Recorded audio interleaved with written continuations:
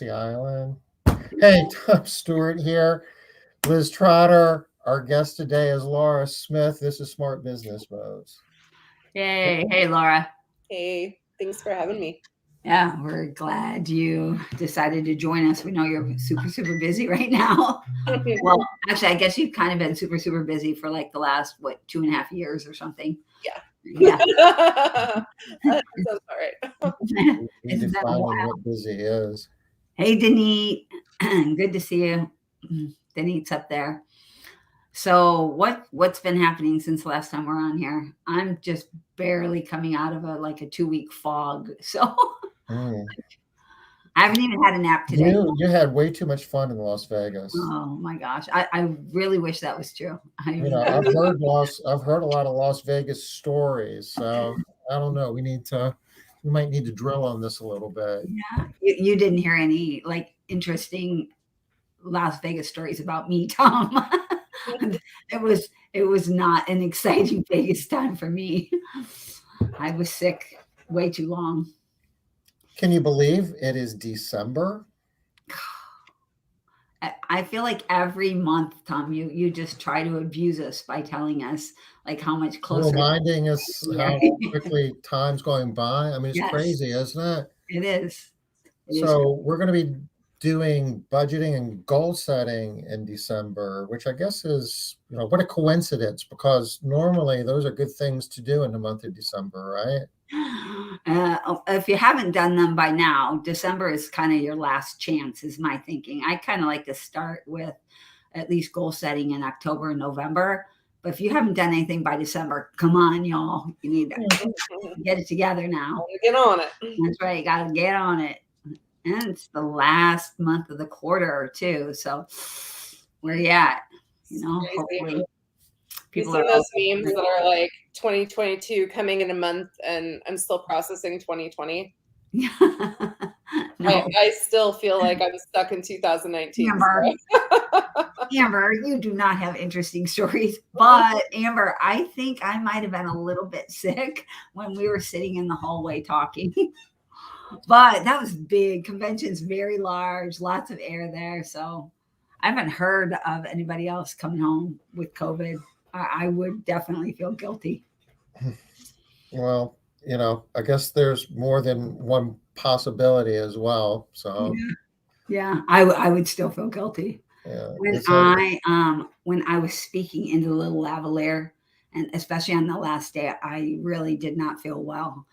And I told the guy that had mic'd me up, I was like, I think I have a cold, so make sure that you disinfect this really well. And when he took it off, I didn't see him disinfect it. I was like, dude, if you have COVID, it's your own fault. I told you to disinfect. It's not good. Well, I normally have a lot more energy, so. We are going to be talking about goal setting today, and Laura, you have kind of some thoughts that you're going to share with us in that regard. Yeah, I would love to share the way that we do goal setting with you guys. I think that we have a very structured approach compared to a lot of people I've seen, and we're very good at it. So if it's okay, I'll share my screen with you and show you guys what we do. Yeah. Awesome. Okay. Let's see.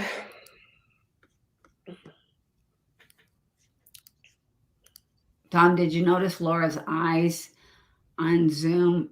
Those eyes are so bright, especially she's wearing that shirt. I'm like, man, they're so pretty. They look like you're off of some TV show or something, Laura. I do love Zoom just for that reason. Yeah. Can y'all see my screen? You should turn the green screen function on with your dress and everything else. That would be wild. Tom, what are you talking about? That would not be good. I mean, it's not like it makes it It would have a funny background. It's not like the invisible glasses that you used to buy out of the back of the comics. Tom, you can't win here. I'm just gonna keep laughing. Okay. Why you want to see Laura without her green shirt, I don't know, but Derek's not going to like that. So All right, so Laura, we can see your screen, but it's too small. Oh, it's too small? I can make it a little bit bigger by doing this. I'm like, Oh. Oh, now I'm having a flashback. How about that? any better? Well, I have like a 52-inch screen and I can't read the words. Okay, I'm going to give y'all a really weird view by going back into StreamYard for a minute here and see if I have other sharing options. You might just need to like zoom into one smaller area. We got some Okay, to I'm make the gonna see if I screen can larger. just Do command, share hold down my- the command key and hit the plus button, and it will zoom in a little bit. Okay, how does this look? Any better? We got to share. Here we go. Hit Command plus again or Control plus. Command. Oh, you must have Control. It's control. The bottom left-hand button. Okay, that apparently doesn't work on Macs. No, that's why Oh, it's she's Mac. Oh crap. We're screwed. Do you have, Laura? Okay. Laura, do you have a command button? Maybe it is Command Watch it. plus on a Mac. I don't know Mac. Okay, Yeah. I'm zooming in manually. Is this Yep. working? Yep, it is. Okay. Is this good enough? Do one more. Okay. There. How's that? Really good. I can see it pretty good on mine. How about you, Tom? See better? Yeah, it's awesome. Okay. I don't even Okay. have to squint. So the first thing that I want to tell you guys is that this is in progress. It's not a new thing that we do, but we have been moving it into Airtable because that's where we're hosting all of our documents now, basically. That's where our ops manual is. All of the other things that we used to do in spreadsheets, we do in Airtable. So Aja has actually been working on this today. She's been moving our documents from other places into this Airtable, and she actually broke it right before I got on, and we were kind of freaking out, texting each other. And she fixed it, so I could show you all of it now. But there are, like, you will see some things don't have dates and things like that in them yet. Whoops.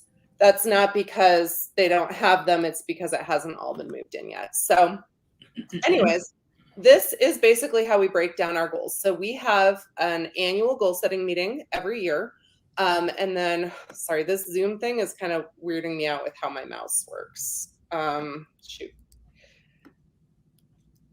Trying to figure out how I can move. Oh my gosh. Sorry. Well, I could tell you a really good way to fix this.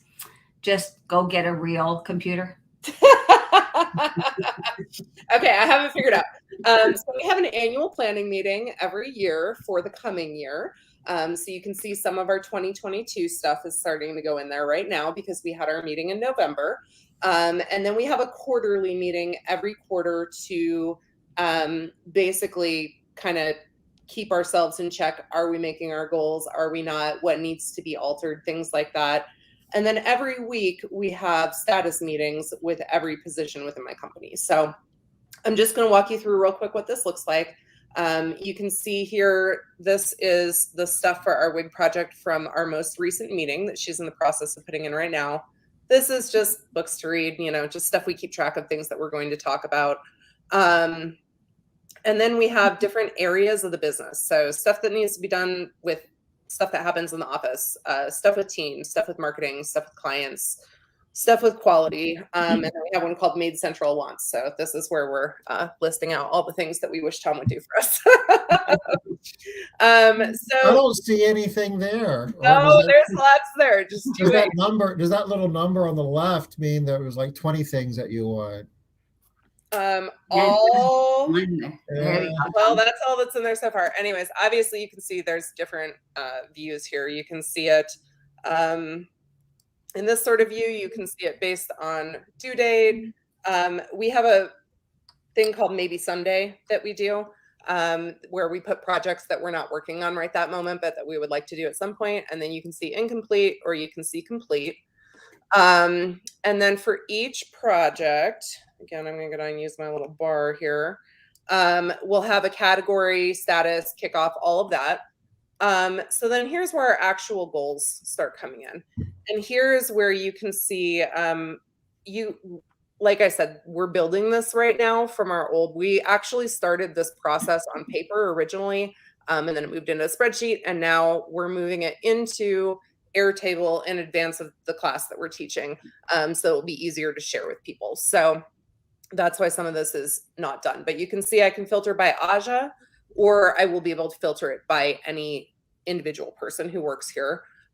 We can see incomplete, complete non-recurring. And then within each goal, find ones that has some subtasks.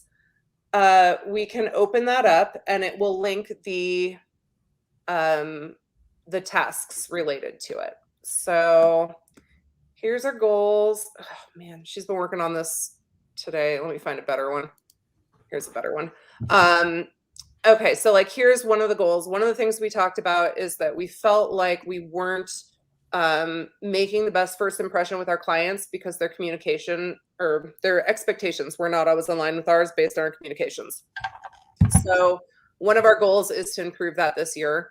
So here are some of the tasks that we're going to do to improve that. So we're making client folders, anniversary present, calling all the initials before the first clean and discussing with them, checking all of the initials, altering our sales script, et cetera, you can see. So we can open all those up, and those all are under tasks. And again, you can filter them by the person who's responsible with them. And then you can see for each task as well, what all the subtasks for it are. And we can assign multiple people, we can add notes, we can do all sorts of stuff there. So that's the general, these 3 tabs are the general. What 3 tabs? Growth projects, goals, and lead measures, and tasks. Gotcha. Up at the top Are the 3 tabs that are, that's what are basically our annual goal setting and our quarterly meetings revolve around. And then we've got status reports. And so these are weekly. And this is what it looks like. So this is the sales report. So my salesperson would go in here, or does go in here. As I said, this was on paper until recently. But they go in here and they fill this out prior to meeting with me every week. I have been doing these meetings since Aja is transitioning out right now. Soon our new GM will be taking these over. But as of right now, they're meeting with me. So Rohan. Huh? I'm answering Rohan's question. It's Airtable. Oh, okay. Yes, it's Airtable. So my salesperson goes in and fills this out prior to our meeting. So then we get together and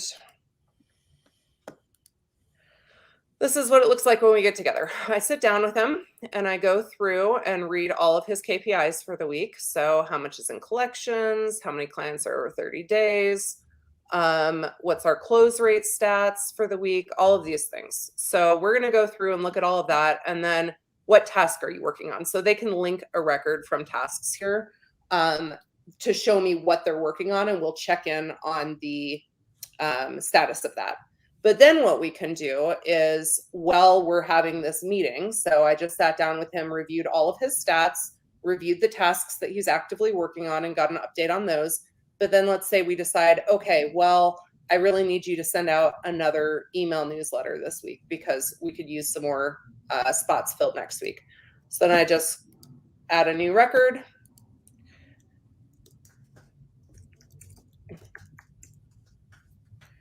And I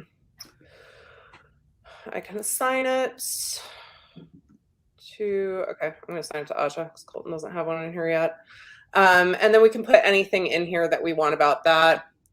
And we can go ahead and save that. And so then that will show up in his tasks for the week. And so then next week, he's going to have to report back on the completion of that.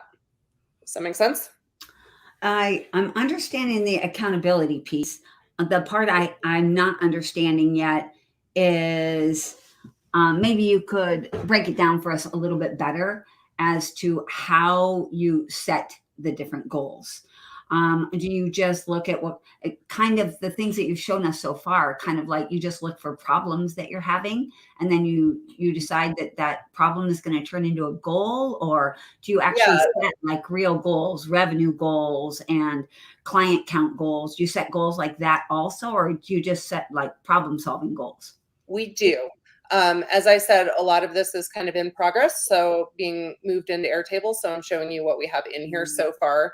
But we do set those goals. We try to set all of our goals based on true data. So a lot of you have seen my all the things spreadsheet before, which is also hosted in Airtable. But that's something that we fill out every week that tracks our daily, weekly, monthly KPIs. And so typically what I would be doing in the weekly meetings with the operations manager is going through those APIs and looking for ones that we don't like. Like, is our attrition creeping up? Is our attendance getting really bad for our cleaners? Do we have enough cleaners based on the revenue? How much are we rolling? All of those sorts of stats we're going to look at every week. And if they're off, then we're going to, in the status meeting here, we're going to create tasks to address that over the next week. In the annual meeting, we're going to take our previous years or current year's results, and then we're going to think, what can we do from here? What is possible? And what are we going to work on the most? That's going to move the dial the most this year. So we use Derek's maid service what if spreadsheet, which I know a lot of you guys have seen before. But typically that is how we come up with those goals, is we plug those in and we decide what's going to make the most difference for us to focus on. All right. So let's start there. So for annual goals, you sit down with who? Everybody who works in my office. Okay. Which is who? I have Aja is the current GM who is on her way out right now. Alex is going to be my new GM. Nancy is my field manager. Brandy is my QA, who she does not always join our meetings, but she does if she can because she's in the field a lot. And Colton is my salesperson. Okay. So we all come together. This meeting here, this annual meeting, it's just once a year though. So Brandy would be at this one, right? Yeah, she was at the annual meeting when we just did it recently. She's not always at the quarterlies.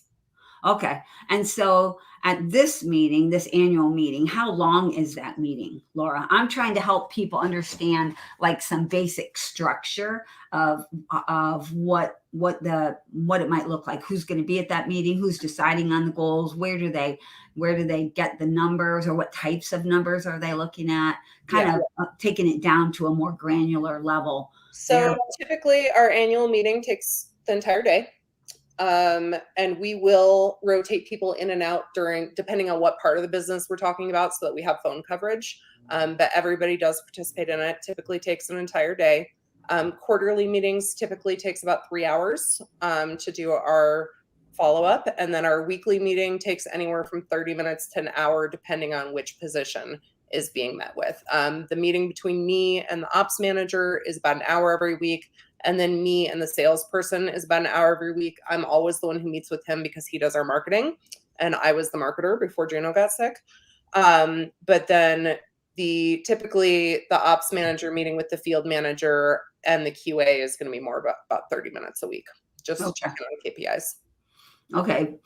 So for the annual goal setting, this is going to be an all-day event. You're going to be there all day, like 8 to 4, 8 to 5, something like that. And you're going to keep bringing people in and out. Is that what I'm hearing? Like start me off. What does 8 o'clock look like? What is the morning? So if we are talking about field related stuff, the salesperson does not necessarily need to be there for that. So he will go cover the phones. When we're ready to talk about sales, we bring them back in. All right. So this morning thing where you're talking about the field related stuff, is this from like 8 to 10, 8 to 9, 8 to 11, 8 to noon? What are we talking about there? Oh, you're getting real specific there. Okay. So here's the problem that people have with goal setting. It's not that they don't know what goals are. It's they don't know the how of doing the goals. Like, who do I talk to? How long does it take? Do I just sit down and say, okay, in 10 minutes, say, here's our revenue goal, and here's how many clients we want to have, and this is how many employees we're going to need to get there. All right, have a good day, y'all. Is it that? But so you're saying it's an 8-hour event. That's why I'm saying, oh, you're going to have to break that down for people, because they're thinking it's like a 5-minute meeting where they just tell everybody what the goals are for the year. No, our goals have to make sense to us from a data standpoint. Again, if you just throw something out there in the dark and are like, hey, I would like to have 200 more clients next year, that doesn't really tell you anything about how you're going about getting there, or if that's even a realistic goal. So I mentioned Derek's what if spreadsheet. That does belong to Derek, so I can't show it to you. I think most of you have seen it at some point though, but basically it's showing you the difference between if you tweak the number of leads you're getting, the total amount per average cleaning that you're charging, the attrition rate, and one more. I can't remember. Anyways, so we go through with our real data, which I'm going to show you in just a second. Recurring service frequency. Oh yeah, I think that is it. How many times they're cleaned per month? Yeah. So I mean, this is what we just did, is we brought up that spreadsheet. We went through all the things, which I'm going to go through and show you guys a quick overview of here real quick. So we took our historical numbers, plugged them all in, and then for each one that we would play with, well, okay, if we can improve this one by this much, if we can improve that one by that much, we decided the formulas can make the most sense for us so that we're focusing our energy in the right places. And then we went down from there and broke out, okay, well, how do we do that? What are some of the things that will make that happen? So this is all the things. A lot of you guys have seen this before. We just put it in this new interface, so it looks a little different than it used to. I can show you the original as well. But we've got a dashboard for quality. So you can see this is my goal this year. My attrition is too high right now. Anything over 3.5% is way too high for me. So this is where the majority of our goal setting came in this year. But we can see how many weeks in the last 6 months have been above 90%, what our average response rate is. So that's quality. And then we've got hiring, revenue, and sales. So these are the things that we're using, and I'm actually going to go and show you guys the non-interface version because it's a little bit easier to see. So this is where they put in their numbers daily. All of the other, this is the only one that we alter. Everything else filters in itself from this sheet. But then you can go in and see weekly stats, and then they add themselves up by month. And so we can go through and see all of those. And then I've got this little handy dandy guide here of where we get those numbers in Made Central. But effectively, this is what we're basing our data on. We're looking at this and going, wow, this number right here is not okay. You know, like this number is pretty okay. I'm not going to worry about that one. So we're not setting goals around this. We're averaging exactly 40%, which is what I want. I don't think people that aren't familiar with what you're showing us, Laura, don't know what you're talking about when you say this number is okay. Like that's what you were talking about, your direct payroll percent to revenue, I think. Is that right? Yes, this is direct payroll percent to revenue. So we're averaging 40%. That's what I want to average. So this is not a big focus for me this year on goals. I don't think that I need to work on how to reduce my payroll percentage to revenue when it's exactly what I want it to be. Whereas my attrition is, where did that one go? Averaging 5.7% for the year. God awful. So I need to fix that one. So yeah, we go through, you know, this is another one, scorecard average. We average 98% most of the time. I don't think that that is necessary for us to fix.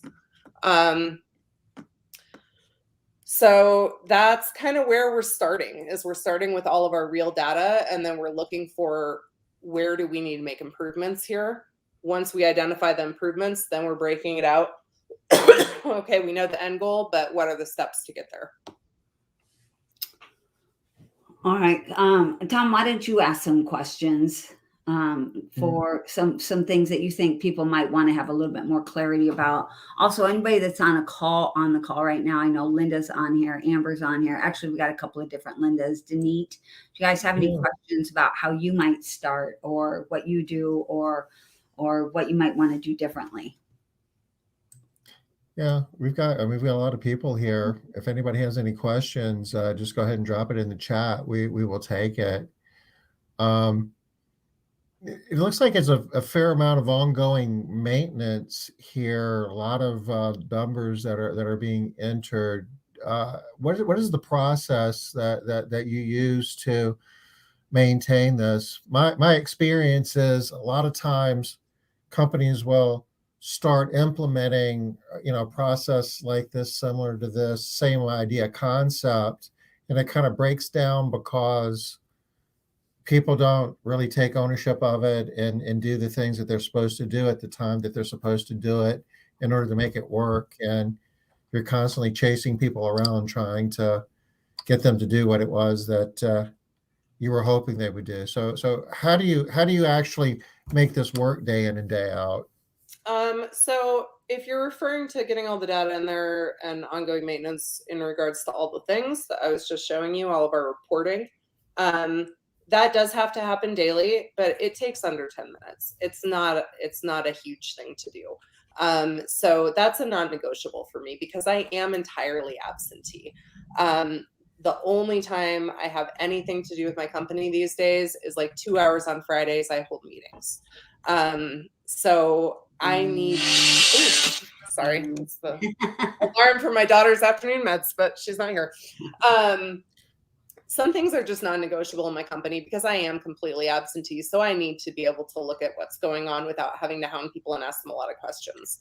And how often do you look at that one particular form? Do you look at those numbers daily? At all the things? Yes.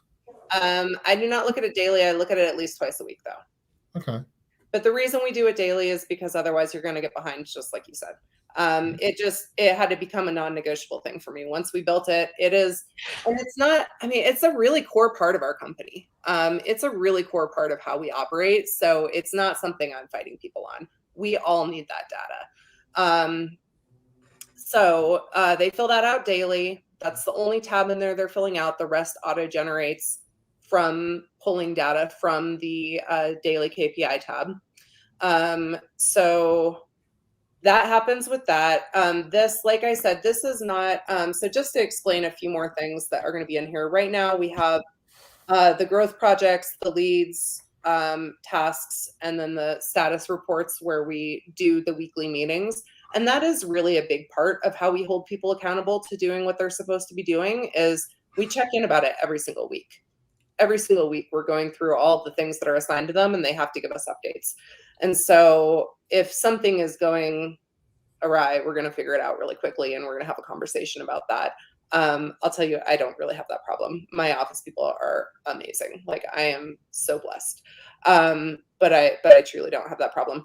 But the other things that we're going to be adding in here that we are moving over from our spreadsheets and things right now is our annual planning structure. So coming in here, showing you this report. Again, this is the weekly report. Well, we have a whole annual structure of the things that we go through when we're doing our annual planning. So those are all things that are still kind of making their way in here as we're consolidating our use of software, I guess. But yeah, I mean, that's the short answer is just there are some things that are not negotiable in my company. All the things is one of them because I have to know what's going on.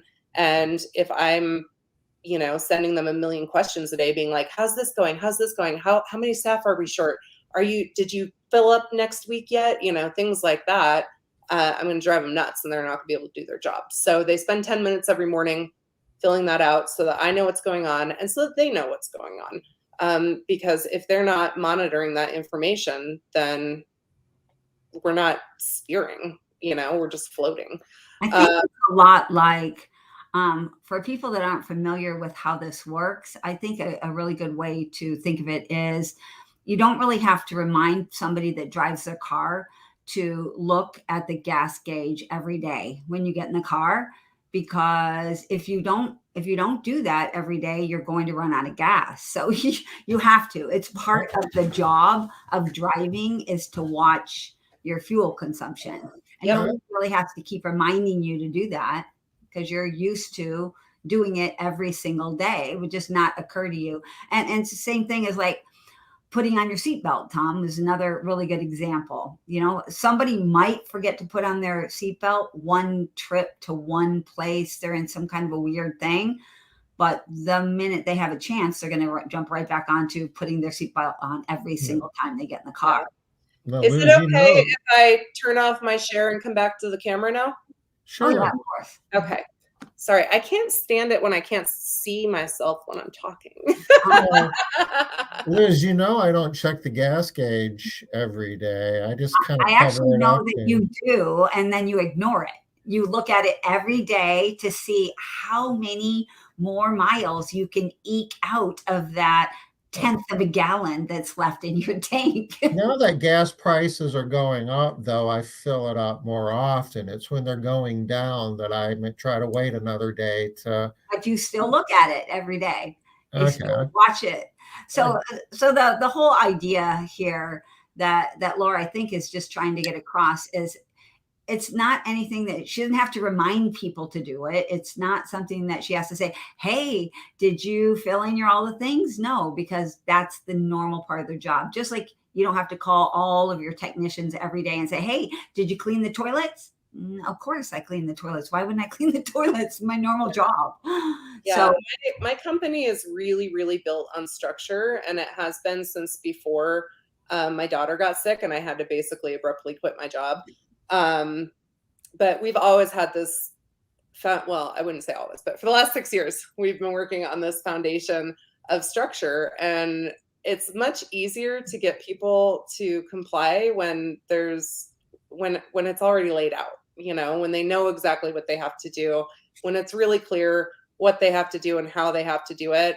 I don't see as many of those compliance issues. It's just part of the job. Like you said, it's how our company runs. We have some questions we want to get to, but I'll just didn't answer Denise yet. Oh, okay. You want to get make a point that Matt's here in Charleston. We're working on some Maid Central stuff, and he took the late flight in, so we dropped a car off at the airport. You know the drill, and he doesn't have to look at the gas gauge, though, because my staff is awesome. It's clean and it's got a full tank of gas. It's just like a rental. And you don't have to worry, Matt, because don't forget, Tom always checks the gas. So you're going to be safe for at least a few days. All right. So Denise actually has a question. We actually have quite a few questions coming in, Laura. But how about this one for Denise? Okay, so yes, my attrition needs some tweaking. So can I elaborate on the start of the goal setting for that issue? Let me go look real quick and see if all this stuff is in here or not, because I might just be able to show you. We can share your screen again if you'd like. Yeah. Give me 1 second. Okay. You did have a bunch of stuff in there. I do have a bunch of stuff in there. So let me show my screen again.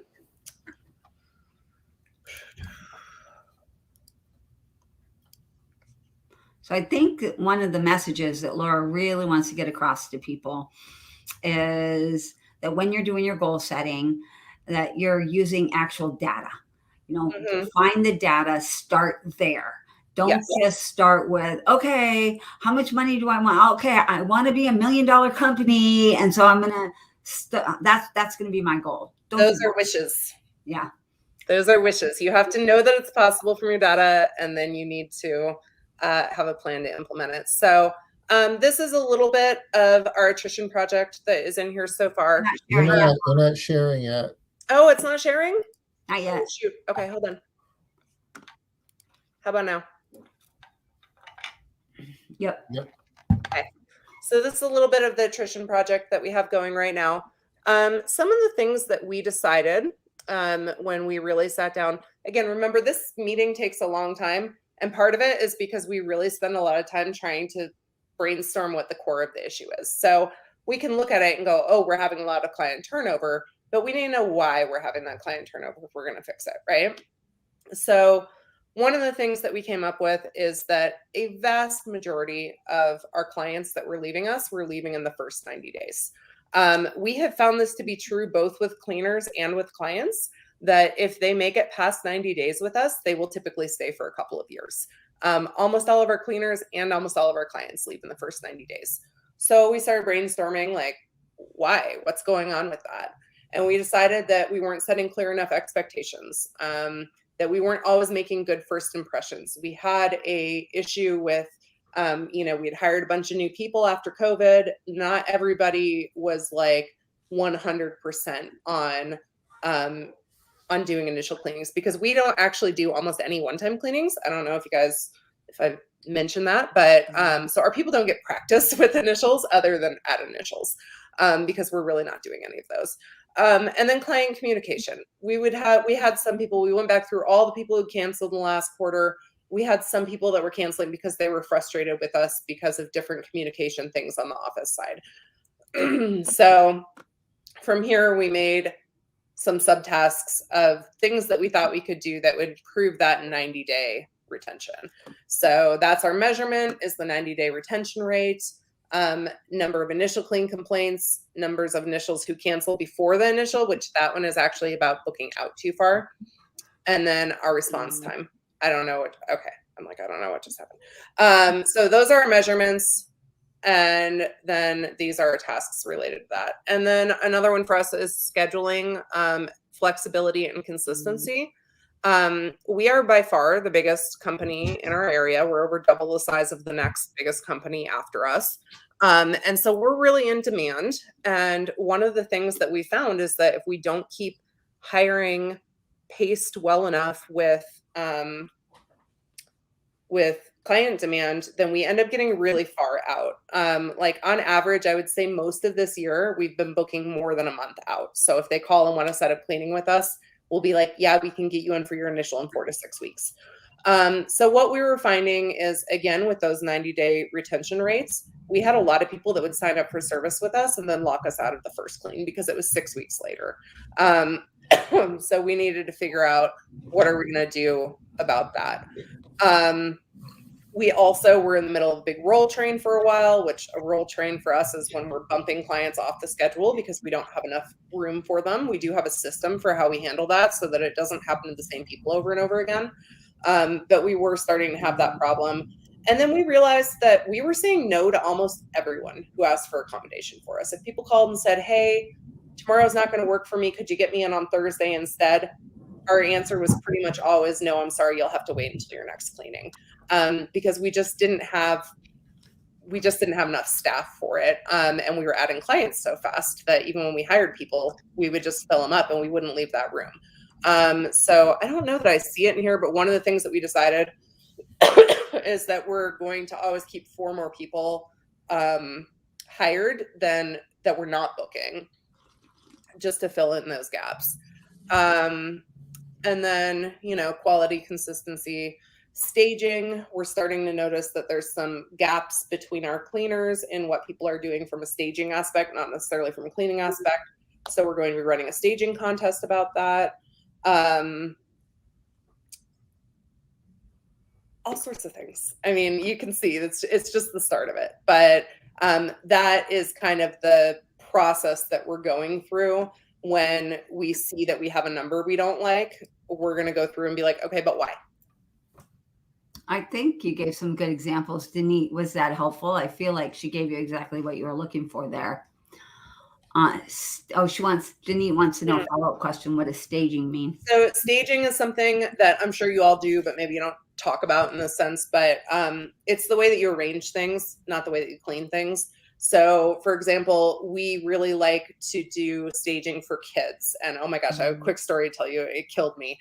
But we love to do staging for kids. So we'll like set up all the little stuffed animals in a ring and then have one reading the book to them and, things like that. And I actually did a comp clean a week ago for a gal she actually worked for me like 10 years ago or something like that. And now she's a mom and she has a ton of kids and daycare kids and everything. So I did a comp clean for her in exchange for she was going to do some social media posting for us. And so the team goes and they leave and they did a great job, But I'm like, okay, first thing I want you to go take pictures of is kids staging. And she's like, they didn't do that. Do you want me to go do that? They killed me. I'm like, how is somebody who works for me not staging for the kids? So it's things like, instead of letting the shoes be a pile at the front door, lining them up by pairs perfectly straight, and having all the bottles facing out with the labels facing forward, and things like that. So that is a really big focus that we tend to put on in my company, is staging. All right, let's see. I know that C had some questions Yeah, let's too. go back to that. This is a multi-part question. Yeah, you're going to have to talk for a while here, Laura. I'm glad you're getting some water in you. Okay, are all of your core office crew full-time employees? Yes and no. So typically we have 3 full-time in our office. We're doing about $2.5 million a year. Right now, our run rate is actually closer to something else, but we'll do 2.5 this year. And so typically doing $2.5 million, we would have 3 full-time people in the office, and then we have a QA who does not work in the office. She works in the field. She floats around and does quality checks. She does additional training, and she does clean for us if we're short-staffed. So she's not full-time by any means. But typically in the office, we have the operations manager, we have the field manager, and we have the salesperson who also does recruiting for us. Reason being that issue of the hires and the demand not always keeping up. We gave him both so that it's his responsibility to stay staffed enough for the demand he has. So typically those are the 3 roles that I have. Right now it's a little bit different because we are in transition. My general manager is leaving, and we are promoting our former field manager into general manager, and we brought in a new field manager from the outside. So she's training right now. So currently the field manager, the new GM, and the salesperson are all full-time. And Aja is working from home, mostly on projects like moving all of my stuff into Airtable. And she's in the office once or twice a week, but that's a temporary situation. She's leaving at the end of January. So hopefully that answers the question about how many full-time employees they have. As far as how we split up the roles, again, sales is also doing marketing and hiring. Our field manager is generally taking care of everything that has to do with the staff. So she manages the trainers, she manages the QA, she handles all client complaints, she handles breakage and damage, she orders all of the supplies. She basically does everything that she needs to do in support of the field. And then the operations manager is effectively me. I mean, not anymore, but it's who I was in my company before I started hiring for that role. So they do all of the things that I would do if I was there. They manage the managers, basically. They manage our numbers, they manage our goals, they manage the other managers. They take escalation calls from clients, but Aja typically doesn't ever really answer the phone unless there's a big problem that someone below her can't handle, which isn't very often. So. Employees that I currently have. Sorry. I stopped reading after 2 questions. So I have the 3 in the office, the 1 in the field that's over the field, and then I want to say that we have like maybe 40, 45 out there. We used to actually have more, but we used to be teams of 2 and we switched to solos during COVID. And we found that we can clean the same number of houses with a lot less cleaners as solos than as teams. So it's probably closer to like 40 now. And then what is my office company culture like? I mean, I think we're awesome. My people love each other. They love going to work. People always comment that we laugh a lot and loudly in my office. We're kind of rambunctious. And so when people come visit us, we always get comments about that. But we're just a really good, solid team. I've cross-trained just about everybody on everything. So they have 100% ability to back each other up at all times, and they do. So hopefully that answers your question. Sweet. We are kind of getting towards the top of the hour. We have a little bit of time left. This is a lot of information that you're sharing with us, and it looks like you've got a very elaborate system built out in Airtable. I know that, a lot of folks are probably watching this wondering, gee, that's awesome. I wish I could do that myself or had that. How does one go down that path? Do you want me to tell them the easy way or how they can do it themselves? You can, it's a wide open question. So Aja and I are actually teaching a class on this in January in Fort Collins at our office. It's going to be January 6th, 7th, and 8th. So it's just a little over a month from now. I know it's kind of last minute. But basically, I feel really passionate about sharing this with people because if we hadn't had all of these things in place, then I don't think my company would have made it when I left. And just in case there's anybody on here who doesn't know me and know my story, my daughter has cancer and was diagnosed 2 years ago. And I basically called my general manager and said I quit. And I've never been back since. I've been completely absentee since then. And I didn't have a choice. She was in the hospital for over a year after her diagnosis. And so I think if I hadn't had all of this stuff in place, that it would have been really hard for my company to make it, and through COVID and everything. So I feel really passionate about sharing this with people. So we are holding this conference. It's going to be Aja and I teaching it together, and you're going to get all of our stuff. And we're going to help you customize it to your company. So you're going to get all of our goal setting stuff and our meeting structure. You're going to get all the things that I showed you. You're going to get our operations manual, and we're going to customize that to the way that things are done in your company. Yeah, Denise saying we're already like half full, so hop on it if you want to get it in.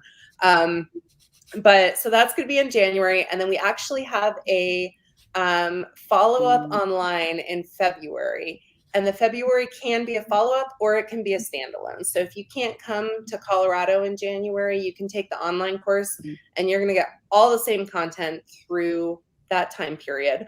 It's 10 weeks. So by the end of 10 weeks, you'll have gotten all of the same content that we did in person. But the reason, the other kind of part of it is that if you come in person, you can do the online part for no additional charge too.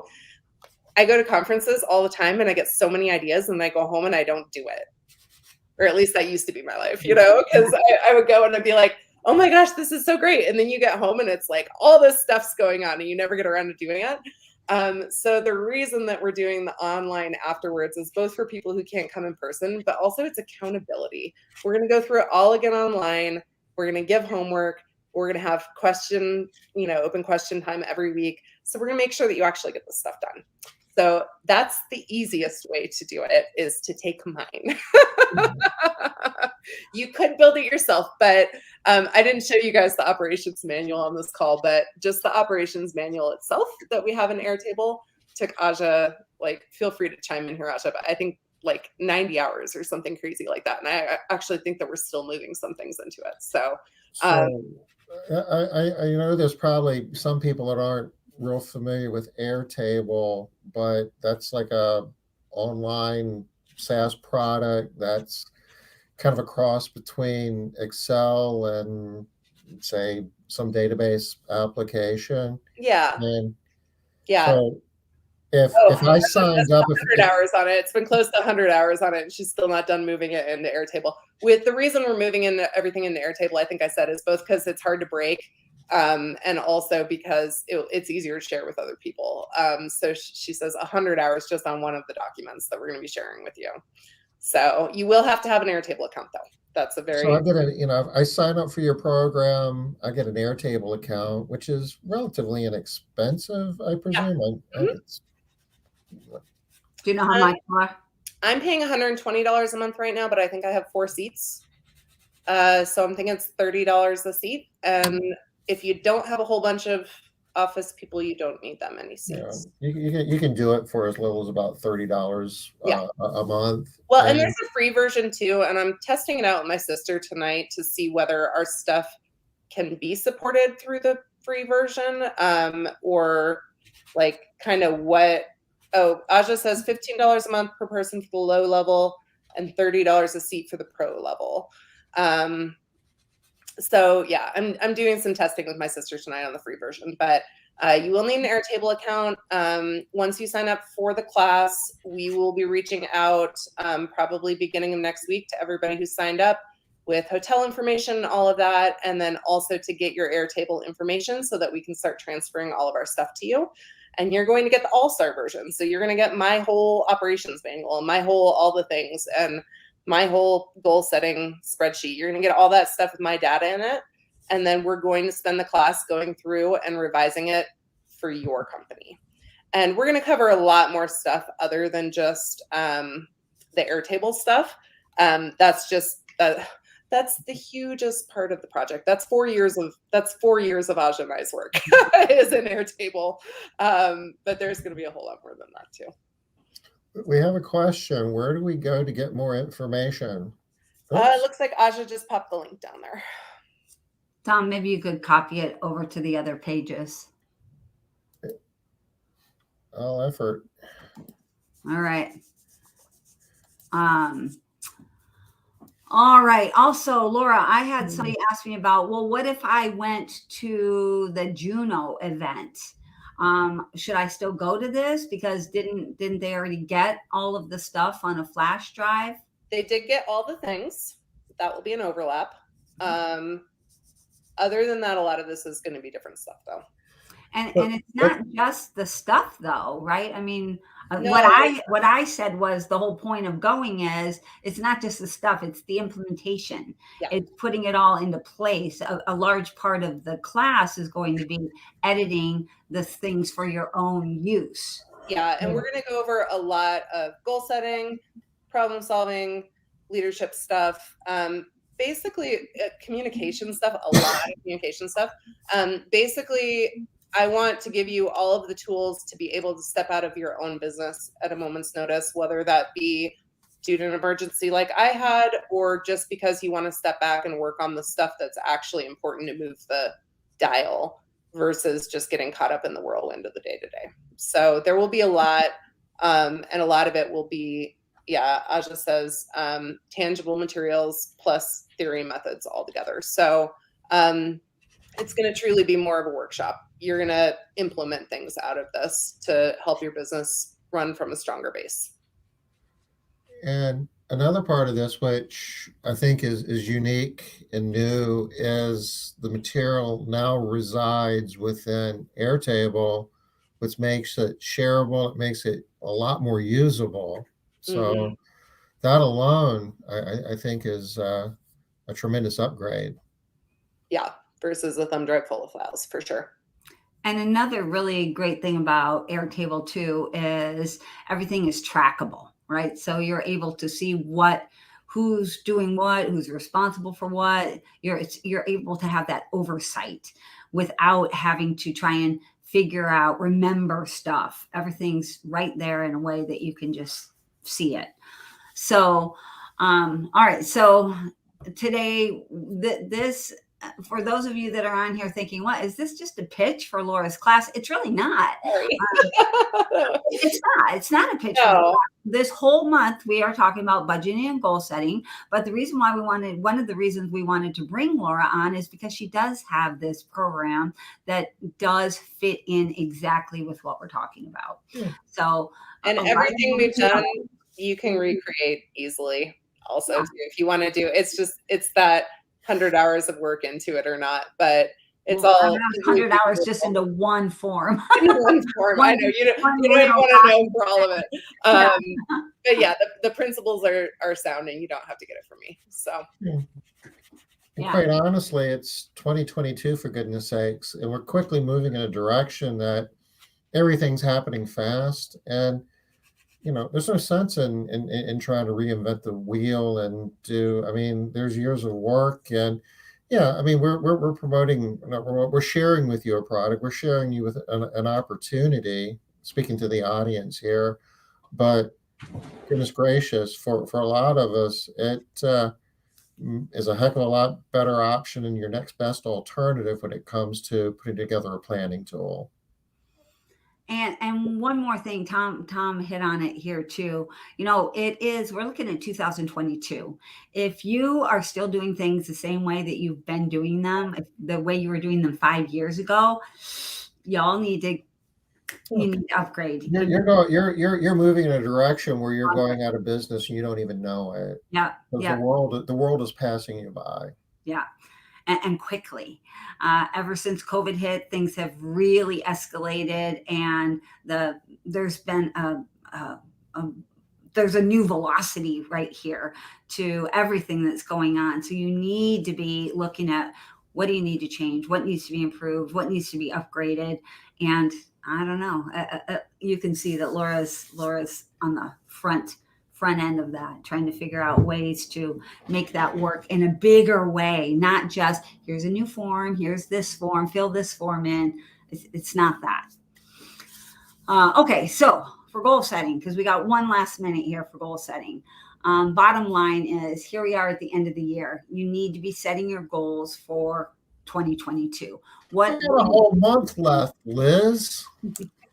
Plenty of time. But you did hear what Laura said too. She had to do it all in one day with all of those people. Over 30 hours of planning time was put in with all of those different people. Actually, over 30 hours of planning time was put in to her goal setting, and she's not done yet. You heard her say she's not even done yet, right? So you guys need to jump on it and get going with, what are you going to do for your plan? And then one last thing, just to tie in what Laura said repeatedly, was get your annual plan, and then keep in mind that then you're going to have to quarterly updates, and then monthly you're going to have to do check-in, and then every single week you have to make sure that you're on track. And I guess this is actually a plug for the strategic success groups, because that's what we do in the strategic success groups, is we keep you on track every week toward your goals.